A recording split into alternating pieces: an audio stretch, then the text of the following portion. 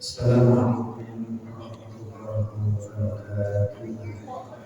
Bismillahirrahmanirrahim. Wassalatu wassalamu ala Rasulillah wa ala alihi wa ashabihi wa man wala.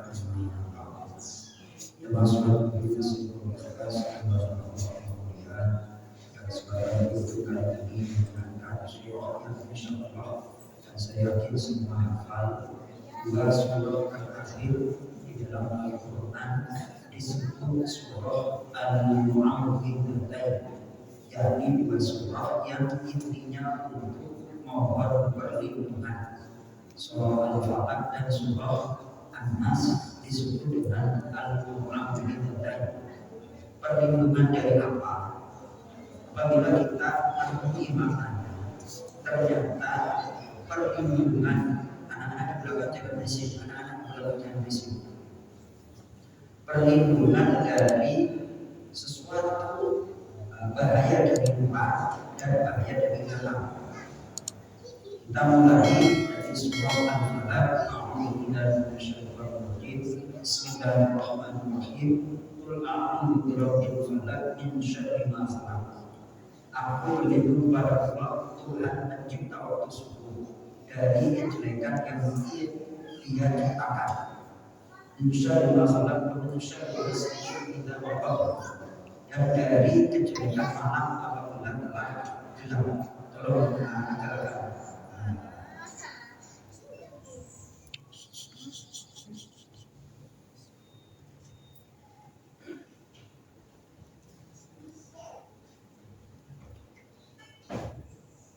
saya ulangi, dari kejelekan malam apabila telah gelap.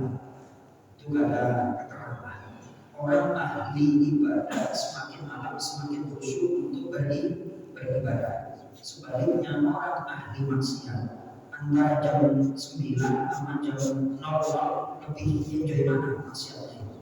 Semakin malam semakin khusyuk untuk bermaksiat dan seterusnya.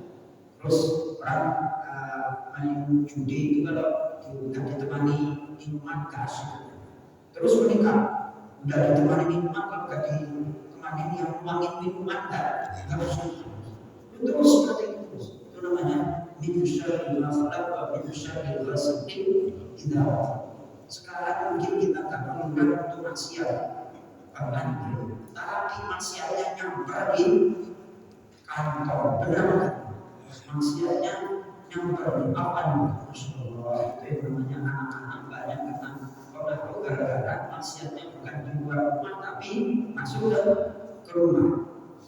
Itu kadang-kadang anak kalau udah tidur sekolah biasanya jam 9, jam 11 sudah pada tidur. Tapi kalau besok nggak sekolah tidur itu kadang-kadang 14 sampai jam 12 kadang. Nah itu namanya wa min syarril ghasiqin idza dan berlindung dari kejelekan malam apabila juga telah gelap. Wa min syarril nafatsati fil 'uqad dan berlindung dari kejelekan perempuan-perempuan yang meniup pada bulu. Bulu itu bulu itu kayak gini Pak, ikatan. Bulu itu ikatan. Di Rasulullah pernah disihir itu dengan 11 ikatan. Makanya surah Al-Falaq itu ada 6 surah Al-Falaq itu ada di sini ada 5 ayat. Surah An-Nas itu ada 6 ayat. Yang digunakan ikatannya itu ada 11. Setiap kali dibaca lepas ikatannya. Makanya dalam Sahih Bukhari itu diajarkan kalau kita sebelum tidur hendaknya membaca 2 surah Al-Mu'awwidhatain ini. Jadi bacanya surah Al-Ikhlas, Al-Falaq, An-Nas, ulang lagi Al-Ikhlas, Al-Falaq, An-Nas, ulang lagi Al-Ikhlas, Al-Falaq, An-Nas. Berarti berapa kali?